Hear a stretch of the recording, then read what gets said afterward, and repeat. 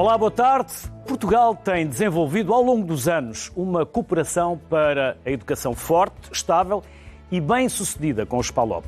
A língua portuguesa que nos une serve como elo para uma educação mais abrangente e de qualidade. Hoje é disso que queremos falar, educação lusófona. Para isso tenho duas convidadas em estúdio, daqui a pouco teremos mais via Skype. Passo a apresentar Teresa Damasio, administradora do grupo Ensinos, e Clara Carvalho, professora e investigadora do ISCTE. Às duas, obrigado pela simpatia que tiveram de aceitar o nosso convite, de se deslocarem até ao estúdio. Nós aqui somos muito curiosos, para além desta apresentação que é muito minimalista que fazemos das nossas convidadas, hoje, no vosso caso, queremos saber um pouco mais. Até porque eu já conheço a Teresa, por isso, se sair aqui um tu, é porque já nos conhecemos há algum tempo. Teresa, foste advogada, foste deputada. Não sei se chegaste a exercer como advogada, mas exerci um bocadinho. Deputada e muito defensora dos direitos das mulheres. Antes de passarmos Sim. a tudo o resto, queres fazer-nos uma pequena apresentação de tudo o que tem sido o teu percurso profissional, académico, político? Tive uma carreira política muito intensa durante 20 e poucos anos, durante cerca de 23 anos, e de facto fui presidente das Mulheres Socialistas, quer do meu distrito, quer a nível nacional. Depois, em 2014, deixei todas as minhas atividades partidárias e políticas e centrei-me mais na minha carreira no âmbito da educação, onde continuo também a defender os direitos das mulheres, naturalmente, e a igualdade de género. E a minha ligação à Guiné prende-se também muito nesse âmbito. Das coisas que mais prazer e alegria e orgulho me dá é ver as nossas escolas cheias de raparigas, porque os pais na Guiné, muitas vezes, as meninas, quando chegam ao final do ensino primário, ficam em casa, deixam de ir à escola, e nós nas nossas escolas temos muitas raparigas. Ainda agora tivemos um programa de bolsas de doutoramento, e em conjunto com o ISA, e eram 4 bolsas e foram 2 para 2 rapazes e 2 para 2 nossas alunas, e portanto isso é das coisas que mais me alegra. Portanto, continuo também a fazer política, não é? Porque estar em educação é a maior arma, como dizia Nelson Mandela, para mudar o mundo. Portanto, hoje, se calhar, consigo intervir muito mais na sociedade civil do que conseguia quando estava dentro de um partido político, onde tinha também, naturalmente, todas as regras e tinha que obedecer a um conjunto de cânones muito estritos. Recordo-me das conversas que chegámos a ter sobre as mulheres da Arábia Saudita. É verdade. Eu estive na Arábia Saudita, sim, é verdade. Sim, senhora. Clara, investigação, muito África Ocidental, academia, quer contar-nos também o seu percurso? Sim. Eu sou doutorada em Antropologia, portanto fiz um doutoramento sobre a Guiné-Bissau, sobre o poder tradicional na Guiné-Bissau, nos anos 90. Portanto, conheço a Guiné-Bissau desde 92. E depois de terminado, comecei a trabalhar mais também sobre questões de género e, nomeadamente, tudo o que tem a ver com o acesso das mulheres e das raparigas aos cuidados de saúde, à educação e mesmo às formas, digamos, de empoderamento das mulheres que se conseguem, nomeadamente, desde o ano 2000, com a sua participação em missões de paz, de segurança, sobre os quais também realizei algum trabalho. A Guiné-Bissau é sempre o país onde eu regresso, é assim, como se fosse uma segunda pátria local, onde eu me sinto em casa também. Teresa, vamos ao Grupo Ensinos? O que é o Grupo Ensinos? Qual é a abrangência? Eu sei, mas o Grupo prefiro que Ensinos seja a Teresa a dizer. É um grupo de educação que tem ensino profissional, somos o maior grupo de ensino profissional de Portugal. Temos também escolas profissionais em Moçambique e na Guiné-Bissau. Temos o Instituto Superior de Gestão em Portugal, em Moçambique e na Guiné-Bissau. Temos externatos, colégios, portanto somos um player importante no âmbito do ensino não superior e somos um projeto internacional, porque estamos presentes nestes países exatamente com a mesma tipologia de ensino. Clara, disse-nos que conhece bem a Guiné. Para já vamos falar da Guiné. Como tem visto esta evolução, desde a integração, desde a independência até esta reconciliação pós-guerra civil, digamos assim? De que forma é que tem evoluído a educação na Guiné?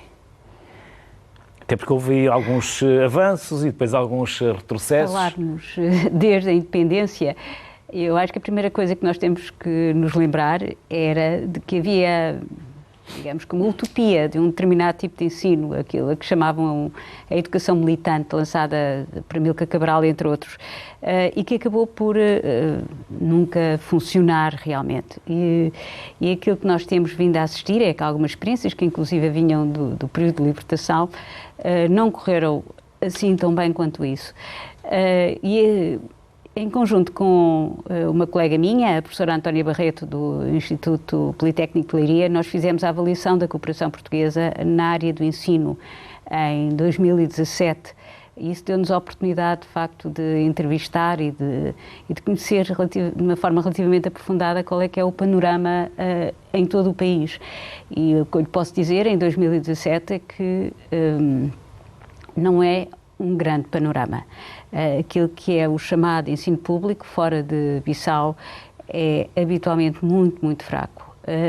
E os jovens acabam por, quando conseguem completar os vários níveis de ensino, que nem sempre acontece, acabam por o fazer de uma maneira muito frágil, digamos, sem terem adquirido as competências necessárias nem para si próprios, nem para continuarem os seus estudos ou inclusive para a sua vida profissional.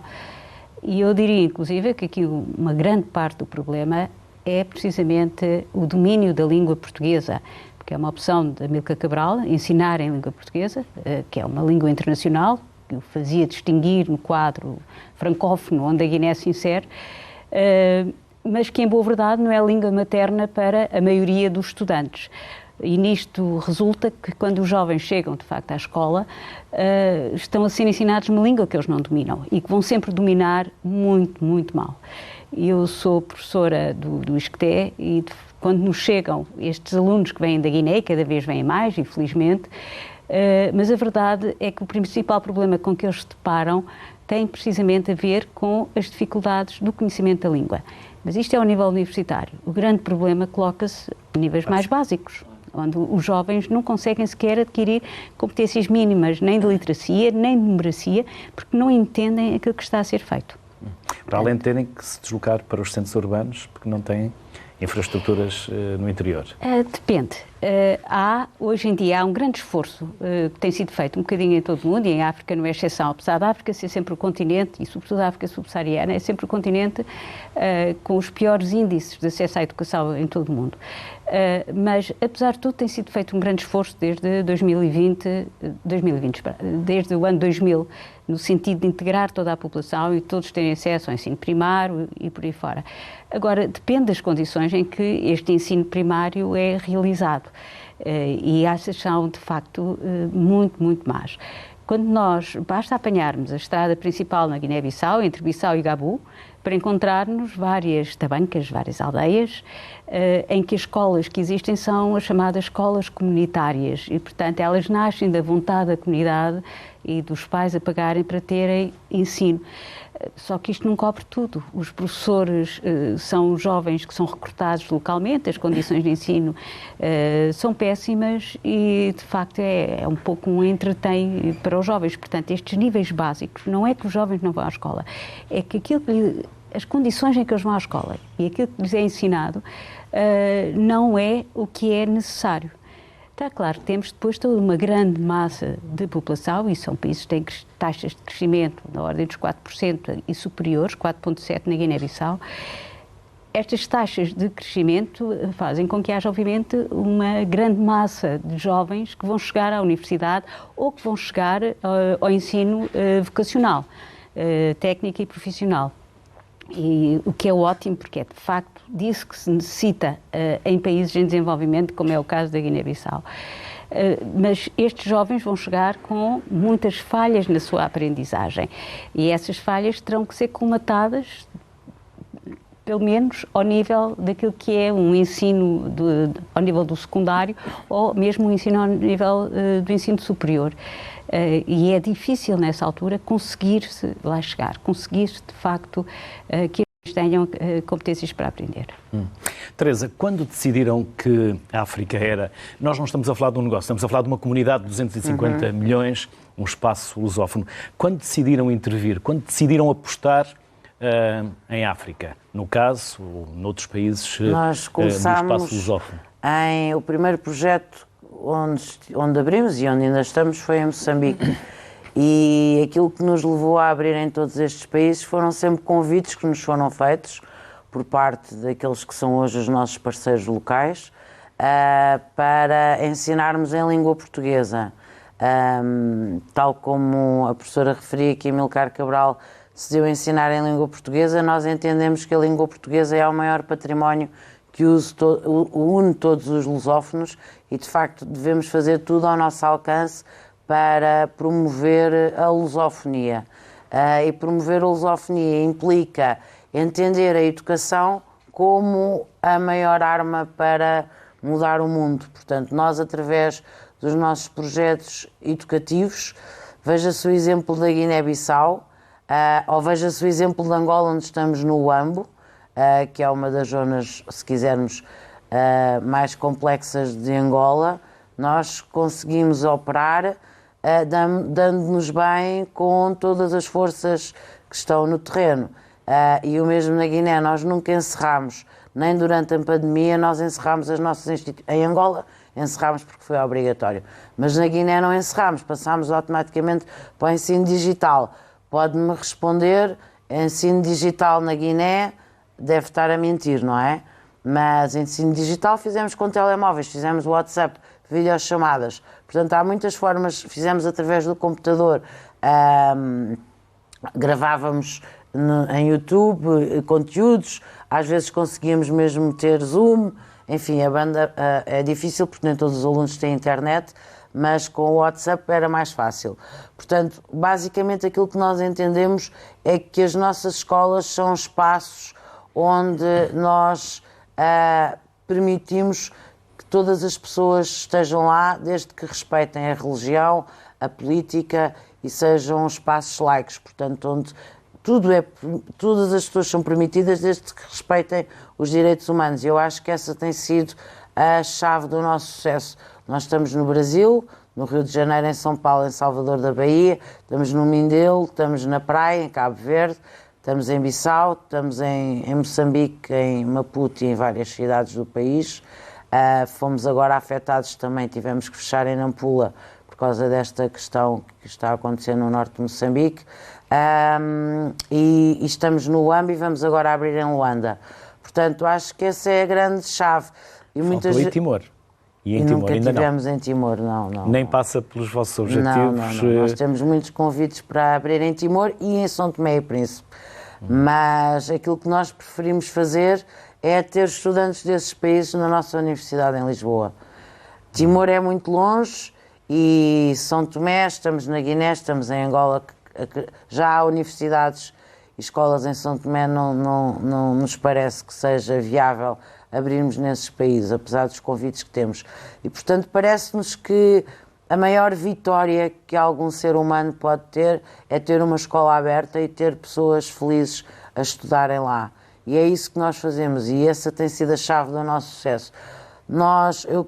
Eu costumo dizer que as nossas escolas são espaços de paz. Ali não interessa ao partido a que as pessoas pertençam e veja-se o caso da Guiné com uma realidade pluriétnica muito grande, com tantos partidos dentro das nossas escolas e da nossa universidade. Isso é completamente irrelevante, o partido, a etnia, a religião.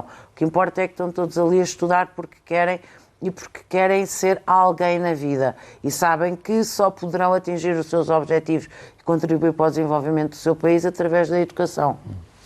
Agora vamos ouvir o testemunho de estudantes do SPALOP na Universidade de Coimbra. Eu acredito que sim, que estudar longe do país, longe de casa, longe dos pais, da tutela dos pais, implica maior responsabilidade porque dá liberdade e dizem que sim, que a liberdade deve ser acompanhada de maior responsabilidade. Não é tão linear assim, porque há muita gente que infelizmente vem cá, tem mais liberdade e torna-se irresponsável e os resultados são maus.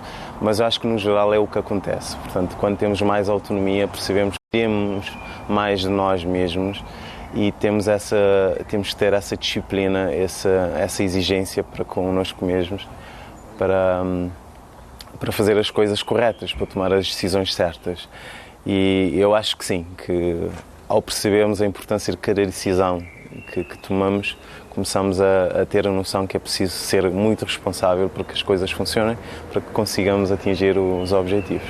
A Associação de Estudantes, não só da Guiné-Bissau, de todas as outras associações estudantis, tem um papel de colaborar no sucesso escolar dos estudantes, que não só os que estão inscritos, porque muitos não estão inscritos, mas é o papel fundamental de colaborar e trabalhar no sucesso académico, cultural e social para os estudantes nos países, que, neste caso em Portugal, em Coimbra em particular.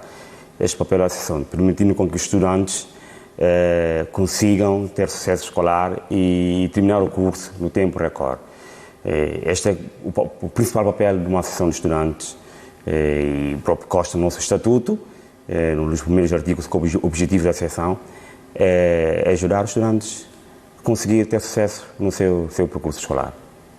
As minhas maiores dificuldades, com certeza, foram no processo de adaptação, no início, quando cheguei cá.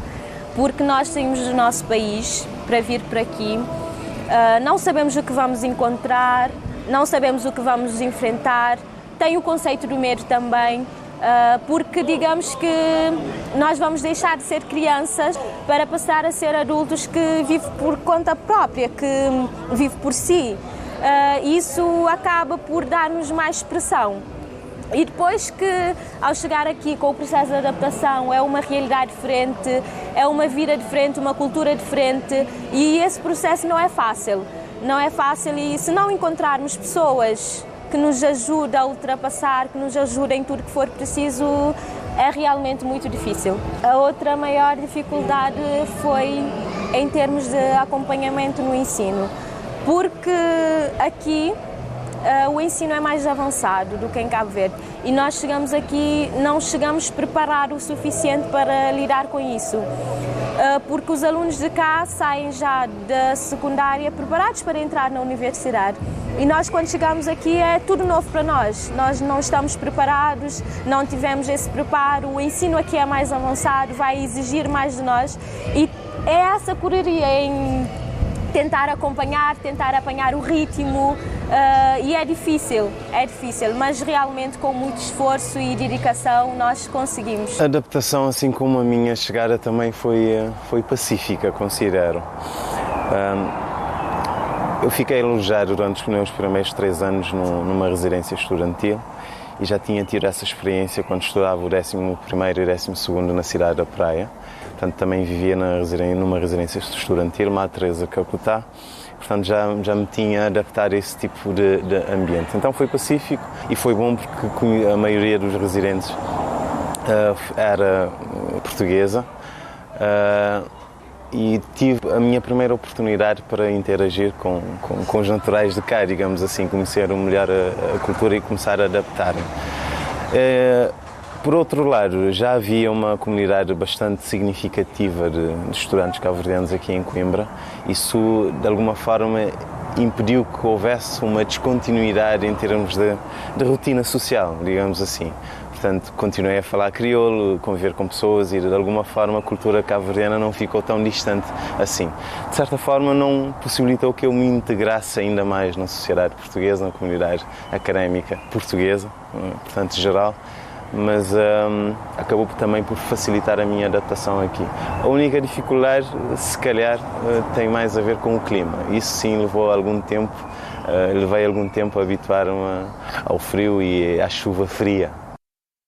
Clara e Teresa, independentemente do clima, que sabemos que em alguns casos é bastante diferente, sentem que serão estes os problemas que estes jovens enfrentam quando chegam? Eles próprios dizem, a comunidade académica recebe muito bem, os portugueses de uma forma geral também os recebe bem, mas ouvíamos aquela jovem dizer, mas depois a qualidade do ensino aqui é muito mais exigente, não estamos talvez tão preparados para este nível, para esta exigência.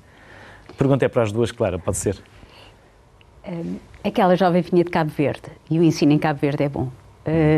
Eu não estou a tentar dizer que o ensino seja mau noutros locais, depende de escola para escola, mas eu acho que o ensino em Cabo Verde é bom e a nossa experiência com alunos que vêm de Cabo Verde tem sido uma experiência muito positiva e nós temos de facto muitos estudantes que vêm essencialmente de Cabo Verde e da Guiné-Bissau, alguns de Angola, raramente de Moçambique, e são muito bem preparados os que vêm de Moçambique, alguns também de São Tomé, mas aí digamos que a massa estudantil é muito menor e portanto, mas também temos tido e têm sido sempre experiências muito enriquecedoras, espero para os estudantes, mas certamente também para nós que estamos a lecionar.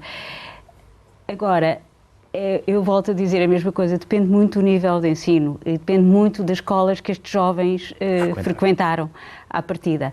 E, portanto, e há ainda um outro aspecto. Nós aqui temos, digamos, uma padronização daquilo que é o nível que os jovens têm quando chegam à universidade. Temos exames nacionais, para começar. Isto não acontece em todos os países. Portanto, eles vão fazendo ano após ano, mas não há uma padronização e, portanto, obviamente que não é comparável sequer, nós não sabemos sequer qual é o nível de preparação que estes jovens podem ter. Eles têm, eu diria à partida, uma imensa vontade de aprender, uma imensa atenção a tudo aquilo que nós lhes ensinamos e uma imensa capacidade também de o virem a fazer. Mas têm, obviamente, dificuldades acrescidas face ao tipo de ensino que aqui é realizado. Eu acho que aqui há algo que é muito importante e que eles também referiram, que é o papel destas associações de estudantes na sua integração, que são essenciais para eles sentirem mais em casa, para falarem dos seus problemas, dos problemas de integração no ensino também. Sentirem-se em comunidade. Não é? Sim, e também para conviverem, que é essencial, eles próprios disseram, muitos deles saíram da família pela primeira vez e, portanto, estas associações são essenciais. E repare uma coisa, nós estamos a receber cada vez mais alunos vindos dos PALOPs, sobretudo destes dois países, mas nos últimos anos tem havido um crescimento que eu não sei exatamente ainda. Cabo Verde e... Cabo Verde e Guiné são os países que enviam mais alunos para Portugal. E é uma coisa que se pode ver, por exemplo, através dos pedidos de visto, mas tem vindo a crescer de forma exponencial nos últimos anos, nos últimos 4 anos, eu diria. À partida, nota-se muito essa presença e nota-se cada vez mais nas universidades portuguesas. E a lusófona, obviamente, sempre teve muitos alunos que vinham dos PALOP, sempre teve uma ligação muito particular com os PALOP. Mas as outras universidades estão, neste momento, também a ter um acréscimo destes estudantes, aos quais se vêm juntar, neste momento, também muitos estudantes que são filhos de imigrantes dos PALOPs, o que é muito interessante, porque aqui há, não sei, talvez há uns 10 anos, nós não tínhamos assim tantos filhos de imigrantes dos PALOPs a chegarem à universidade, o que era sinal que o famoso elevador social não estava a funcionar.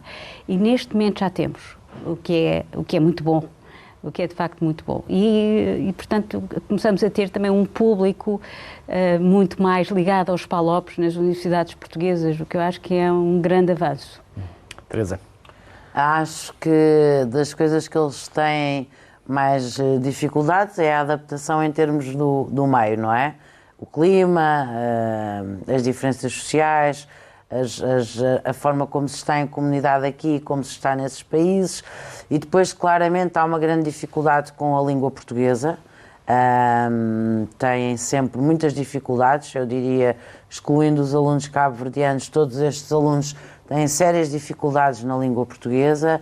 E os que vão para ciências exatas ou para gestão, economia, têm muitas dificuldades na matemática. Tirando isso, eu diria, obviamente, que o estar longe, apesar de tudo, As diferenças são muitas entre Portugal e estes países.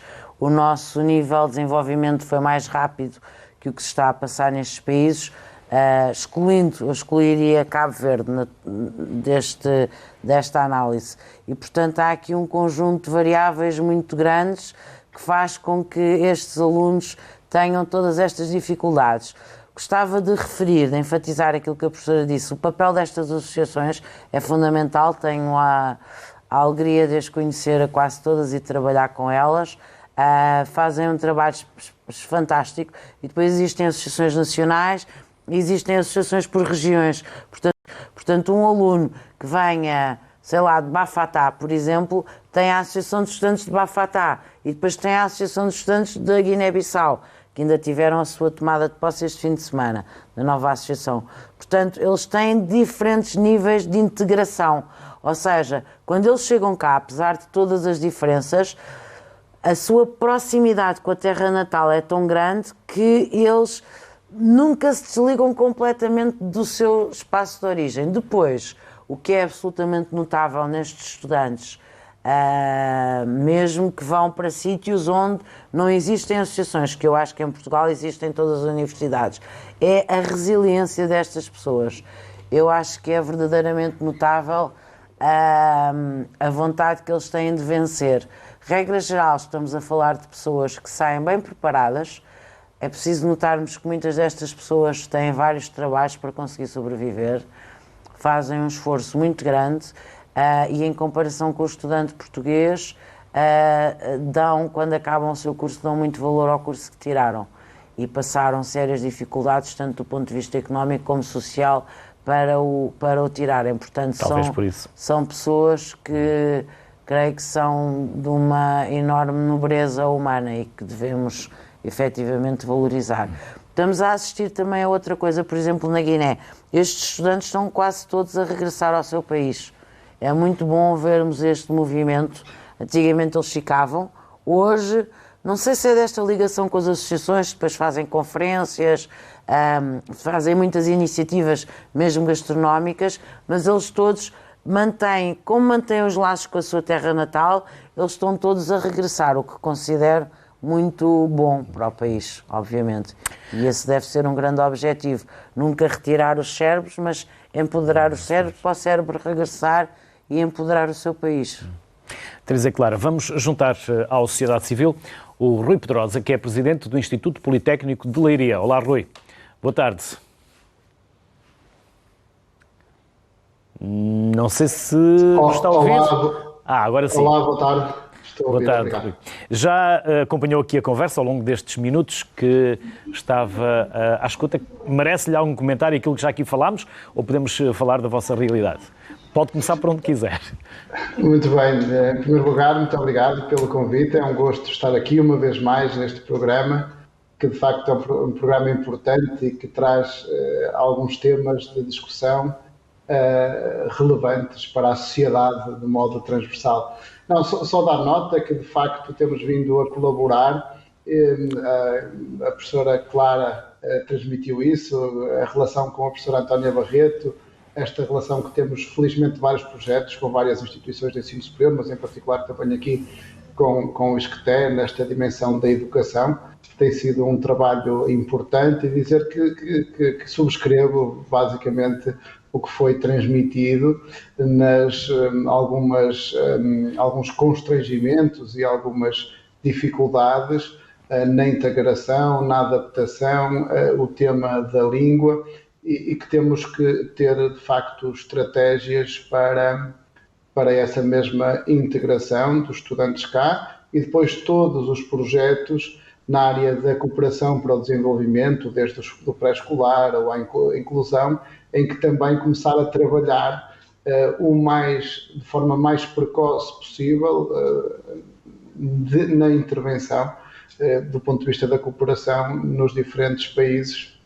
E o Politécnico de Leiria tem alguns exemplos que também poderei naturalmente, se for caso disso, partilhar. Rui, quer falar-nos desse acordo que fizeram com Moçambique para trazer alunos de Cabo Delgado? Sim, com muito gosto. Felizmente tivemos a visita da diretora do Instituto de Bolsas de Moçambique Tivemos uma reunião também com o próprio Ministro da Ciência, Tecnologia e Ensino Superior de Moçambique e criámos as condições para um acordo para recebermos, numa primeira fase, aproximadamente 30 estudantes e que estamos a tentar encontrar as condições para que passem a 50 estudantes de Cabo Delgado com o 12º ano para integrarem cursos técnicos superiores profissionais em diferentes das nossas escolas. Estes estudantes vêm com bolsa do governo, numa parceria onde a própria Embaixada Portuguesa tem um papel relevante, mas também o Banco Mundial. É evidente que vai ser aqui um desafio grande, mas estamos, de facto, a preparar todas as condições para os integrar da melhor forma possível, e acho que é um exemplo de cooperação para o desenvolvimento em que o que queremos é, de facto, dar esta esperança, este sonho pela formação superior a estes estudantes, que são até na sua maioria mulheres, para que depois, com esta formação, possam regressar e ajudar a reconstruir, em particular, esta região norte de Moçambique. E Cabo Verde? E depois a seguir podemos ir a Angola. Muito bem. Em Cabo Verde a colaboração também tem sido grande. Temos um trabalho histórico na área da formação de professores, muito importante, mas, por exemplo, mais recentemente com a própria Universidade de Santiago, temos vários projetos particulares, alguns mestrados colaborativos, em que os nossos professores têm tido um contributo fundamental, um mestrado de gestão de recursos humanos, ou um mestrado em enfermagem de saúde materno-infantil, ou um mestrado de saúde mental e comunitária, que vai arrancar pela primeira vez este ano e que tem um suporte muito grande do Politécnico de Leiria. Mas, por exemplo, formamos quase 100 enfermeiros com o complemento de enfermagem, com esta especialização das várias ilhas, numa parceria com o próprio governo de Cabo Verde e com a Universidade de Santiago. Mas dizer que, por exemplo, em Cabo Verde, já falando de Cabo Verde, que também temos colaborado em todo o quadro legislativo para uma educação inclusiva e estamos também a dar formação nesta área, porque esta educação lusófona é de facto importante. Também numa visita recente em que esteve o diretor da nossa Escola de Educação e Ciências Sociais, o professor Pedro Moroso, e a professora Célia Sousa, também ficou enquadrado a possibilidade com a Universidade de Cabo Verde de colaborarmos no nosso novo mestrado em Educação e Inovação Pedagógica, numa área importante nesta lógica de inovar na formação e na formação de professores. Angola, Rui. Angola, temos tido também alguma colaboração.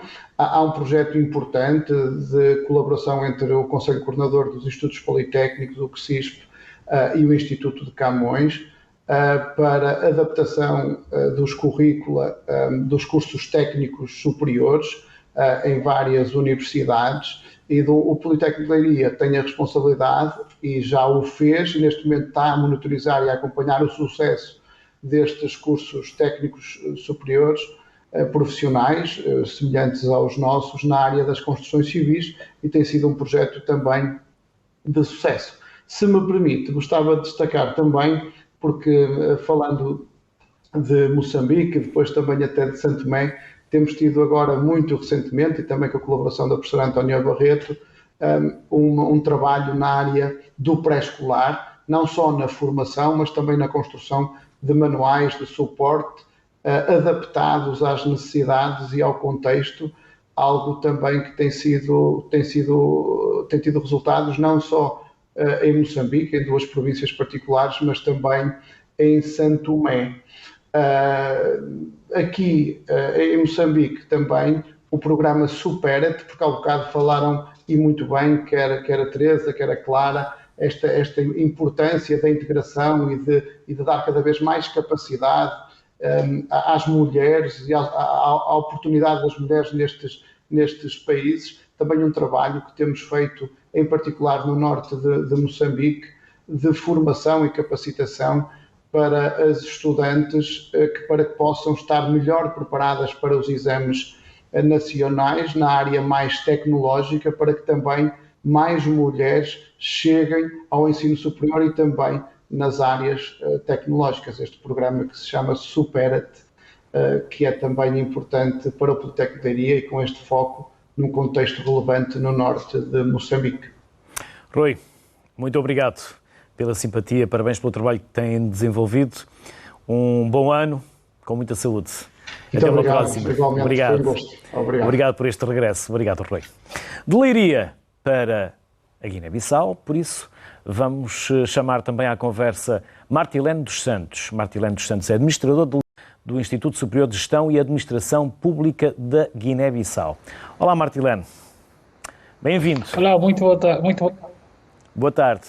Martilene, a Teresa aqui há pouco dizia, e com conhecimento de causa e com grande relevo, que agora muitos mais destes jovens que vêm estudar para Portugal têm vontade de voltar para os seus países, e no caso para a Guiné. Talvez porque haja mais estabilidade, não sei se há assim tanta estabilidade política, mas pelo menos não há guerra. E talvez haja um futuro de paz para estes jovens na Guiné. É isso? Concorda? Antes de mais, quero agradecer de facto esta oportunidade junto da RTP, o Luís Castro, esta oportunidade de podermos participar e conversar sobre a educação lusófona, que é muito importante para nós. É verdade que de facto tem-se assistido a esse regresso a casa de muitos estudantes. Isso só vai ajudar a colmatar a situação que foram identificadas aqui em termos da insuficiência, digamos assim, do sistema de ensino.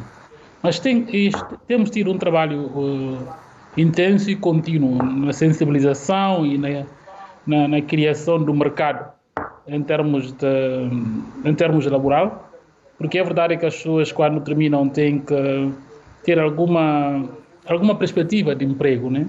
Então o setor privado também, aí o grupo lusófono tem tido um papel bastante importante, com a semelhança de outros grupos, mas grupo lusófono no setor da educação em particular, e investidores portugueses, através das empresas portuguesas que estão na Guiné, a trabalhar a criar emprego, a contribuir fortemente para o bem-estar. De verdade, quando temos essas condições, estamos a dar passos largos para, de facto, atrair cada vez mais os estudantes, os recém-formados, a regressarem para o país.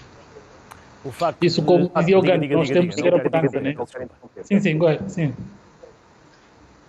Diga, pode continuar, pode seguir. Não, estava a fazer uma referência ao Gandhi, que dizia que nós temos que ter a mudança. A mudança tem que começar por nós, ou quando falamos de educação, por exemplo, ele fazia muita referência a isso, que a verdadeira educação consiste em pormos a descoberto, ou atualizarmos o melhor da pessoa. Então, se pegarmos isso, conseguimos ter sempre essa linha, conseguimos trabalhar com a educação, porque isso só se consegue com a educação. Uma educação inclusiva mobiliza a todos. Temos assimetrias, foi identificada aqui de uma forma muito clara, quer pela professora Teresa, quer pela professora Clara. De facto, temos essas assimetrias, temos essas dificuldades, mas pronto, estamos a preencher, e isto ajuda de facto a mobilizar os guineenses recém-formados a regressarem para contribuir, né, numa vida melhor, num mundo melhor e num país melhor. E vão contribuir também para a consolidação da paz e para alguma estabilidade política, porque também é necessária para estas políticas de educação depois serem implementadas e terem os seus resultados. Obviamente que é um longo caminho ainda a percorrer, né? Ainda é um longo caminho, porque o Luís Castro conhece muito bem a Guiné-Bissau, falou muito bem sobre as crises. É verdade que as crises também só se consegue, de facto, contornar ou evitar a partir da educação. Eu tenho defendido uma política de educação para libertar. Porque nós, quando conseguimos educar, estamos a dar a opção à pessoa. É por isso que o processo de educação, de facto, ajuda a libertar, ajuda a empoderar a pessoa a ter melhores opções. Quando uma pessoa tem melhores opções, de facto, a concorrência dessas opções acabam por dar uma vida melhor, uma estratégia melhor para o país. Martilene, qual é o seu papel atual? Qual é o seu papel atualmente na política interna da Guiné, e se há alguns projetos que estejam em marcha de poderem acontecer? O meu papel atual na Guiné-Bissau, eu sou um simples cidadão guinense a trabalhar na educação, em algumas áreas, para de facto podermos criar o bem-estar do guinense através da inclusão, através da educação, fundamentalmente da educação, né, e lutar para possamos ter uma vida melhor, criar o bem-estar para todos os guineenses, né, tentar produzir a simetria entre o campo e as cidades. Mas isso só se consegue fazer também com a elaboração de políticas públicas neste sentido. Não podemos estar aqui a criar algumas utopias. Eu sou contra utopias. Por isso que eu tenho trabalhado para, de facto, combater essa utopia. Em termos político-partidária, de facto, sou militante de um partido, sou dirigente do PSGC, mas eu tenho dito que eu trabalho para a Guiné-Bissau, não trabalho para os partidos, quando está em causa a Guiné-Bissau. Mas é preciso criar uma forte agenda nacional, onde todos os partidos, de facto, possam integrar para podermos sair dessa situação. Mas isto também faz-se com confiança. Se não se conseguir representar a confiança dos outros, ninguém consegue acompanhar. Por isso que é muito importante ter uma nova abordagem da inclusão. É verdade que eu tenho o privilégio de ser do PSGC, ser dirigente do PSGC, que é o maior partido da Guiné-Bissau, que de facto tem participado várias vezes nos governos. Quando se fala no PSGC, as pessoas tentam associar ao PSGC algumas situações menos boas da Guiné-Bissau, mas o PSGC de facto é o maior símbolo da Guiné. É o partido que deu a independência, deu a nacionalidade aos guineenses, tudo isso, né? Então é preciso valorizarmos o seu papel. Continua a ter um papel importante. Nas últimas eleições representou 47% do eleitorado guineense. Então, isso revela o que é que significa o PSGC. Mas também temos de trabalhar para podermos consolidar, criar o bem-estar dos guineenses. O meu objetivo, o meu foco neste momento é nesse nível, de criação do bem-estar do guineense. Que o consigam, porque a Guiné e os guineenses também merecem viver em paz e com desenvolvimento. Obrigado, Martilene, felicidades, parabéns pelo trabalho que tem desempenhado. Obrigado. Claro, falámos aqui de inclusão. Eu fiz várias reportagens na Guiné com as meninas que eram raptadas e que iam parar às redes de tráfico de exploração sexual. E meninos para a mendicidade. Uma ONG que tinha um trabalho meritório na Guiné, SOS Crianças Talibés. Provavelmente Talibés deve dizer-vos alguma coisa. Nós estamos a falar de 32 etnias e subetnias, se não estou em erro. Estamos a falar de muitas diferenças culturais e estamos a falar do papel da mulher que não é suficientemente valorizado. E as tais meninas que não chegam à escola ou então são levados por falsos mestres corânicos para estudar nas madraças, que na verdade não vão mesmo parar às madraças, vão para as redes de tráfico de pessoas. Há ainda muitas diferenças, muitas fragilidades em relação aos acessos à igualdade das meninas na Guiné-Bissau. A resposta simples e óbvia é sim. E há por causa das diferenças culturais, que não são tão grandes como um número como 32 etnias deixa a crer, porque em boa verdade, quer dizer, a Guiné sempre foi aquilo que se chama cul-de-sac, o fim do saco, digamos, todas as invasões que vieram do interior, nomeadamente do Mali, que foram empurrando as populações locais para as pontas, mas essas populações locais têm múltiplos contactos desde há muitas centenas de anos e, portanto, há muitas proximidades. Há populações islamizadas, há um grande crescimento das pessoas que se identificam como fulas no país, há um grande crescimento do Islão no país, neste momento ainda não é oficial, digamos, mas devem se aproximar de cerca de 50%. E a excisão genital feminina também? E há também. E há vários fenómenos daquilo que hoje em dia é classificado como violência baseada no género e também as práticas tradicionais nefastas, que incluem a mutilação genital feminina, que incluem o casamento precoce, que é um casamento obrigado, digamos, para as jovens. Eu não colocava neste saco as crianças talibé, porque as crianças talibé que vão estudar para madraças fora A forma de ensino islâmica é tradicional na África Ocidental e os rapazes, não as raparigas, iam estudar para fora junto a um mestre religioso, o que era habitual. Eu visitei Djenné, que é uma cidade no Mali, que é um grande centro do ensino islâmico e para onde vão os jovens, e é uma forma, é uma espécie de internato. Tem, obviamente, aspectos que na sociedade atual e no mundo atual são chocantes e a adaptação aqui não foi feita, porque estes jovens deviam provir ao seu próprio sustento e também ao do mestre. Portanto, eles pedem na rua. É óbvio que para nós é chocante ver crianças a pedir e que pedir seja a forma de eles se sustentarem quando estão a aprender, quando deviam estar em escolas normalizadas. Mas esta foi a forma de ensino que ao longo de vários séculos existiu com o ensino islâmico e que era o único ensino que existia nesta região. Hoje em dia tem sido denunciado o facto de haver várias redes que levam jovens rapazes para o Senegal, que são as tais famosas crianças talibé. Também é preciso entender que isto, para as famílias que os enviam-nos como sendo uma promoção, porque estes jovens virão para depois se tornarem eles próprios imãs, por exemplo, nas suas comunidades e serem pessoas de prestígio na sua comunidade. Portanto, é preciso ter algum cuidado, digamos, com a interpretação que nós fazemos de fora, embora é de facto chocante ver uma criança com uma lata na mão a aproximar-se para nós lhe atirarmos um bocado de comida lá para dentro, é um horror. Mas temos que entender que há aqui outras coisas. Agora, relativamente à mutilação genital feminina, há uma figura extraordinária na Guiné-Bissau, que é Fatma Djabaldé, e que tem estado à frente do Comitê contra as Práticas Tradicionais Nefastas e tem feito um grande trabalho e neste momento é criminalizada a mutilação genital feminina, só que mudar aquilo que são atitudes culturais é muito complicado, não se faz só com a criminalização, é um processo mais lento. E neste processo a educação das raparigas é essencial. E eu diria que neste momento a maioria das famílias na Guiné-Bissau têm a consciência de que as raparigas devem ir à escola. O grande problema não está em elas irem à escola, o grande problema está em elas terminarem o mesmo nível de ensino que os rapazes terminam. O que depois não farão, por exemplo, por causa dos casamentos precoces, das gravidezes precoces, mesmo em sítios onde não existe a tradição do casamento precoce, como na região de Cacheu, no norte da Guiné-Bissau,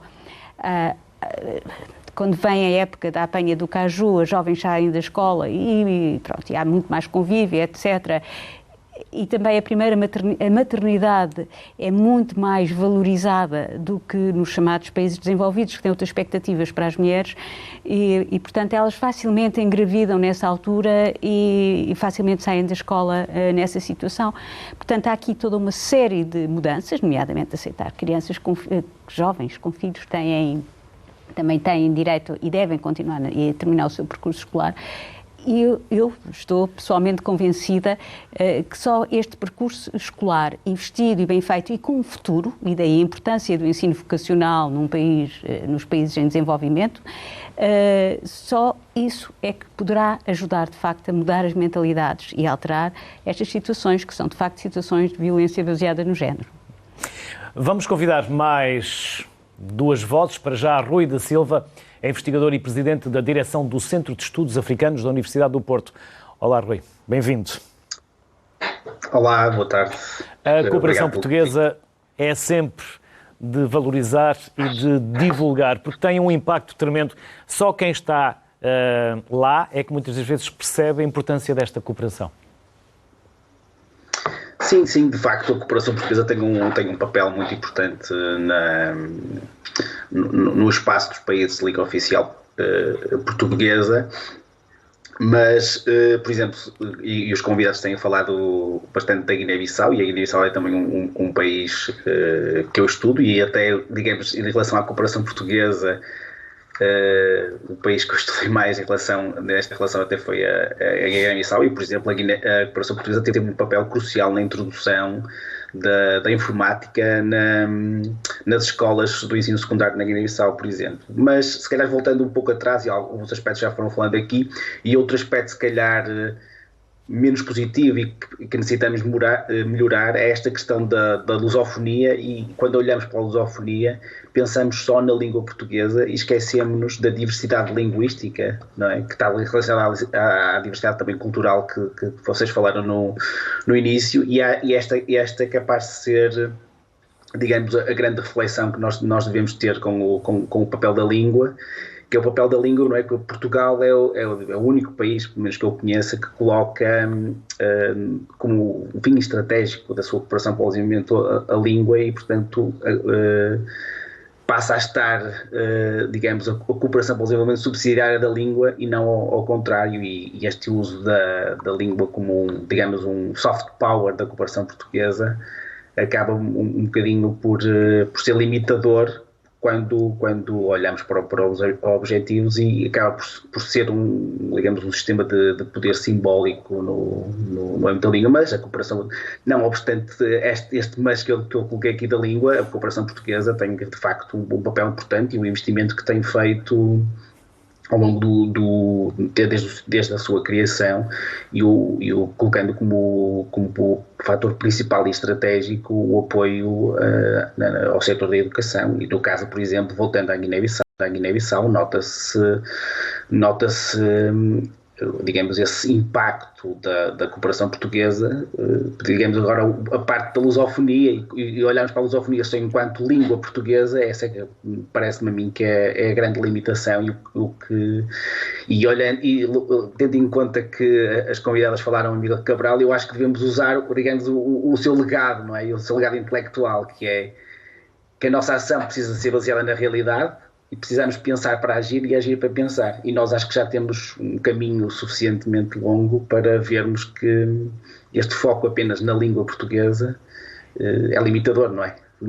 Agora, a nossa ação enquanto, digamos, colocar o foco na língua portuguesa, acho que já nos leva a agir para tentarmos mudar algum desses aspectos, não descurando o papel importante que tem a língua portuguesa nesta mobilidade, e com os exemplos todos que fomos falando aqui, destes estudantes que depois têm a oportunidade de mobilidade dentro do espaço, quer para Portugal, quer para outros países, não é? Não acontece tantas vezes, mas também acontece.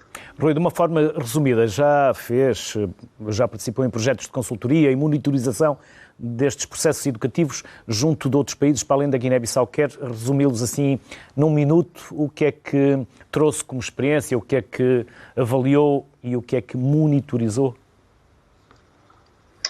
Sim, de facto só tenho experiência noutros países, e este processo de avaliação tem a ver com a avaliação das intervenções no âmbito da educação, e se calhar a grande mensagem é que não há um modelo que possa ser aplicado de forma crítica em todos os contextos. Daí que eu no início tenho a falar desta questão da língua, mas falamos de outras questões, por exemplo, a importação do ensino técnico ao profissional não deve ser feito pegar num modelo de um país, ou de um país qualquer, e levá-lo para outro país. E falamos do ensino técnico profissional, mas todos os níveis de ensino. Eu acho que a grande lição é esta necessidade de haver um ponto, tem e deve haver um ponto comum, não é? Mas não transferi-lo de forma acrítica. Portanto, se o modelo funciona em Moçambique, vai funcionar em Angola. Não é propriamente isso que acontece. Se calhar seria esta a grande lição. Rui, muito obrigado pelo contributo que nos deixou. Bem-aja, saúde, um bom ano e até uma próxima. Obrigado. Muito obrigado pela oportunidade. O direito à e da educação, vamos saber as diferenças, e não só, com a Marília Conti Riga, que é investigadora e doutoranda em Direito pela Nova School of Law. Olá, bem-vinda. Nós estamos a ouvir, Marília. Talvez seja necessário perdão. Agora sim. Marília, vamos falar desse vosso projeto, Cooperação para o Desenvolvimento e o Direito da Educação nos Sistemas de Ensino Superior dos PALOP. Quer apresentar-nos o projeto? Sim. Esse projeto é um projeto de investigação financiado pelo Instituto Camões. Atualmente ele é coordenado pela Nova School of Law, e junto da coordenação existe uma equipe de investigadores, da qual eu faço parte, e que tem vários parceiros também, quer aqui em Portugal, né, a JUSGOV, na Universidade do Minho, quer em Cabo Verde, com o Instituto Superior de Ciências Jurídicas e Sociais, e também em Angola, com o SEGES, que é o Centro de Estudo Jurídico, Econômico e Social da Universidade Agostinho Neto, em Angola. Esse projeto nosso, ele tem um objetivo de realizar um estudo comparado em 2 tópicos que para nós são muito relevantes nesse contexto, que são o direito da educação no âmbito do ensino superior, bem como o papel da cooperação para o desenvolvimento nesse contexto nos 3 países de estudo, que são Angola, Cabo Verde e São Tomé e Príncipe. E depois esse estudo terá como finalidade, já falou o objetivo, e qual a finalidade?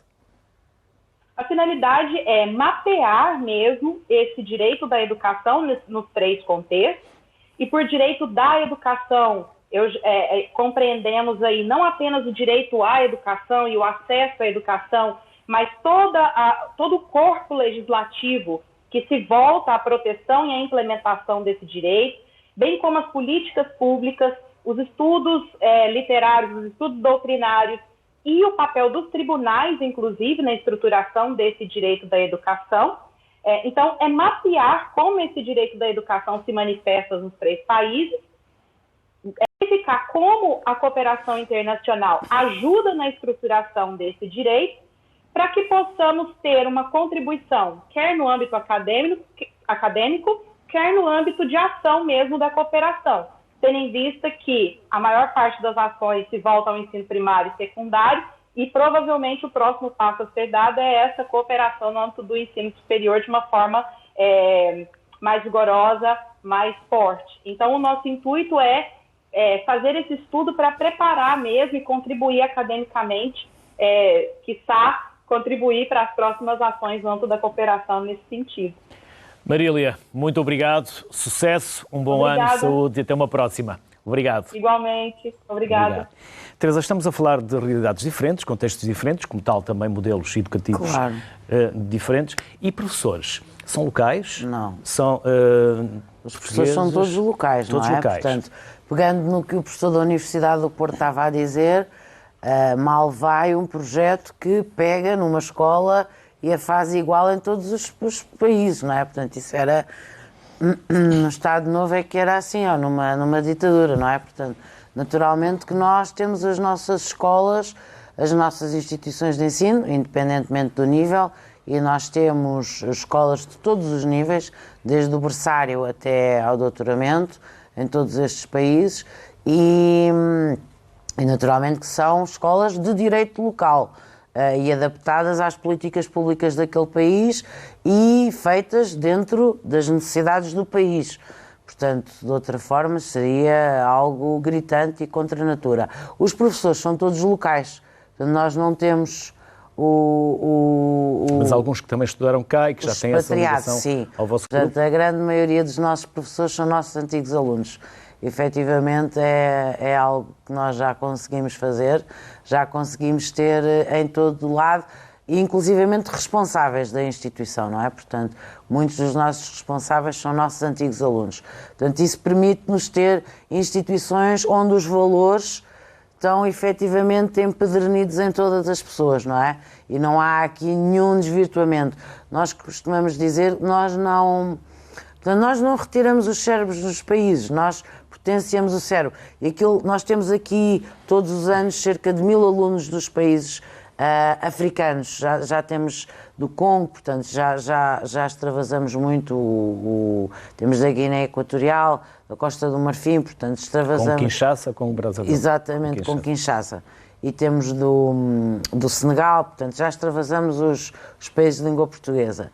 E aquilo que nós fazemos sempre é dizer-lhes que eles estão aqui a estudar, mas eles têm que regressar aos seus países. Eles não devem, que se quiserem, claro que ficam aqui, mas eles não devem, eles devem regressar. E hoje nós, efetivamente, temos menos estudantes angolanos, porque em Angola já existem muitas universidades e, portanto, eles fazem a sua graduação em Angola, e nós hoje temos os nossos estudantes angolanos, são todos estudantes de mestrado e doutoramento.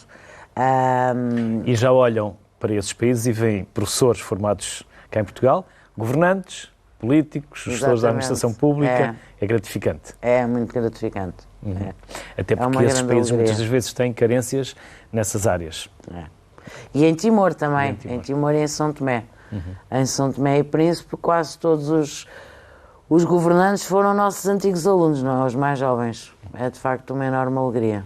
Clara, e também nos deixam muito, porque mesmo que não fiquem cá, porque o objetivo é que regressem aos seus países, levam estes laços e esta ligação e fortalecem laços culturais, não só da língua, mas também económicos e de outra natureza. Eles também nos dão muito. Vieram estudar, mas também nos vieram dar muito. Eu acho que isso é uma das grandes políticas, não só da cooperação portuguesa e do governo português, desde o início da cooperação portuguesa, portanto, na prática, desde o 25 de Abril, não imediatamente, mas logo a seguir. Mas houve uma altura que andámos ali muito nas relações transatlânticas, outras integração europeia, e esquecemos um bocado desta nossa porta com a África. Houve sempre esta ligação.